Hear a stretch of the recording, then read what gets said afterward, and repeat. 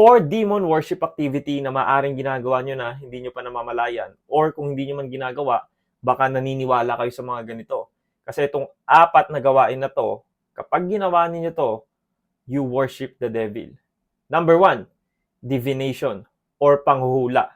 Ito yung pagtatangka na alamin ang hinaharap or magkaroon ng supernatural knowledge sa bawal na paraan. Pasok dito yung fortune telling, tsaka yung mga psychic. Madami ng sikat na manghuhula ngayon, nagpe-predict ng future, alam nyo yan. Tapos ginagamit pa ang Diyos para magmukhang galing sa Diyos. Kapag sinabi ng Bible na kasalanan yan, yung opinion mo, yung opinion ko, walang kwenta. Itong mga taong to, nagpe-predict ng future, lilindol sa ganitong panahon, lilindol sa ganitong lugar.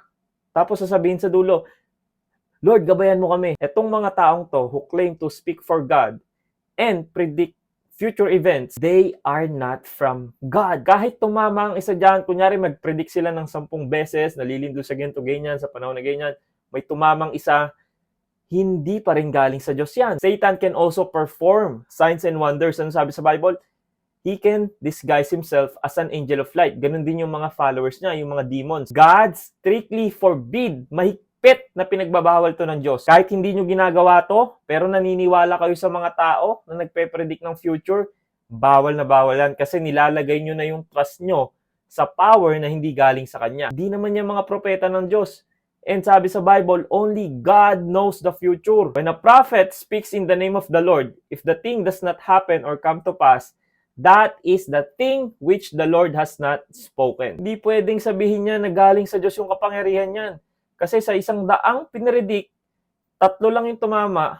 Naku po, maling-mali yun. Kahit nga sa 3 prediction lang, tapos 2 yung tumama, may 1 sumablay, hindi galing sa Diyos yan.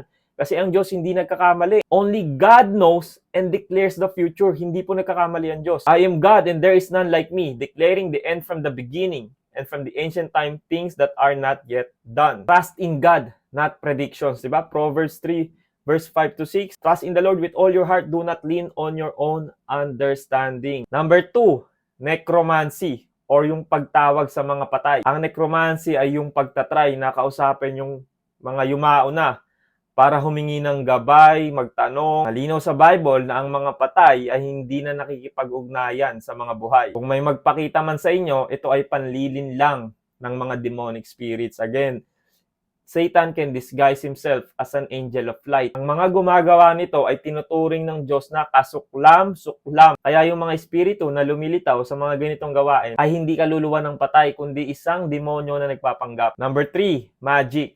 Meron tinatawag na white magic or black magic. Example ng black magic, ito yung mga pangkukulam, alam mo yung mga gumagamit ng magic para manakit ng tao. Yung white magic, ito naman yung mga healing. Ito yung kaya tinawag na white magic kasi harmless siya. Kumbaga, hindi obvious na masama. Tulad ng mga Reiki healing, mag-fall yan sa New Age spirituality. Yung mga naka-enroll dyan, ng mga Reiki healing na yan, masama yan. White or black magic, the Bible is clear.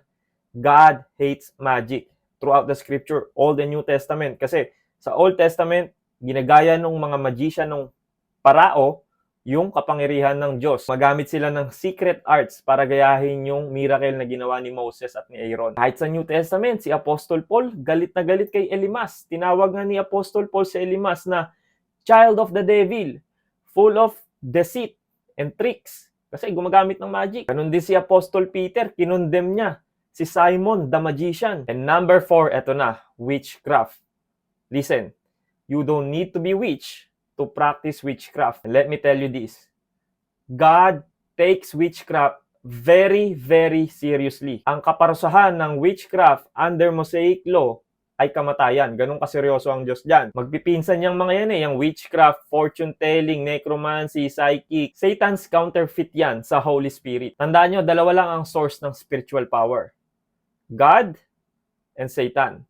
It's either Holy Spirit ang meron ka or demonic spirit. Sa Garden of Eden pa lang, ang major focus na ni Satan ay ilayo ang puso ng mga tao para sambahin ng tunay at nag-iisa at buhay na Diyos. Kaya kapag binasa nyo ang Bible, sobrang prone ng mga Israelites, ng mga tao sa idolatry. Kung sino-sino ang sinasamba. At ngayon sa panahon natin, sobrang cunning Mapanlin lang ni Satan kasi yung mga horoscope, magfo-fall yan under witchcraft. Yung mga Ouija board, yung New Age spirituality na self-healing, self-empowerment, dyan na nagtatago ang witchcraft ngayon. O mas kilala ngayon yan na New Age movement or New Age spirituality. Yan yung mga naniniwala sa star signs, sa horoscope, zodiac sign, or manifest your destiny. Read your horoscope, speak to your ancestors, cleanse your energy. Ito yung mga tao na madalas dyan, di ba? Imbis na sa Diyos nagpapasalamat, sa universe nagpapasalamat. Thank you, universe. Or sasabihin nila, I believe in higher power. Hindi nila sabihin yung God. The most dangerous witchcraft is the one that doesn't look dangerous. It just looks like freedom or self-empowerment.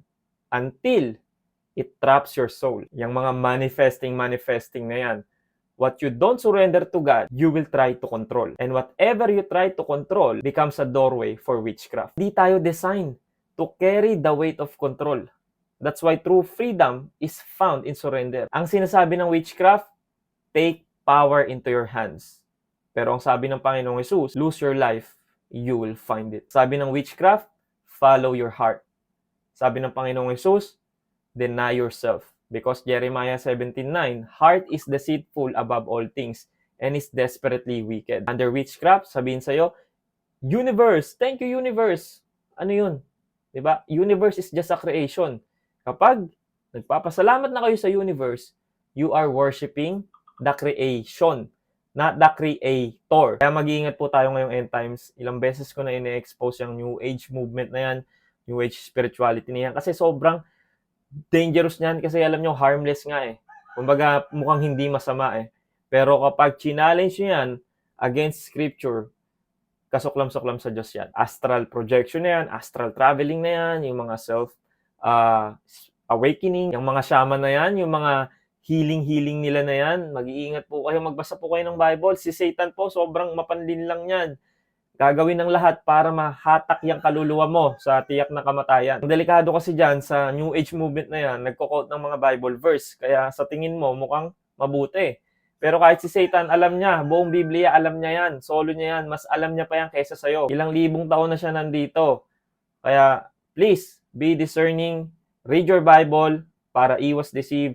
Satan is like a roaring lion, seeking someone to devour. Naghahanap ng lalapain. Siya nga, alam niya yung scripture eh. Paano pa ikaw na hindi nagbabasa? Hindi, kakainin ka niya nga ng buo. Hindi mo makikilala ang tunay na Diyos kung hindi mo naman binabasa ang salita niya. At kung hindi mo sinasamba ang tunay at nag-iisa at buhay na Diyos, then ang sinasamba mo ay ang demonyo. That's why itong mga activity na to, itong mga practice na to, kapag ginagawa nyo yan, you are not worshiping the true God. You are worshiping the devil. No? Isa lang ang Diyos. Kung hindi ang tunay na Diyos ang sinasamba nyo, then you are worshiping a false God, which is yun yung mga fallen angels. Those are the demonic spirits and Satan. I hope this helps. God bless you all at ingat po tayong lahat.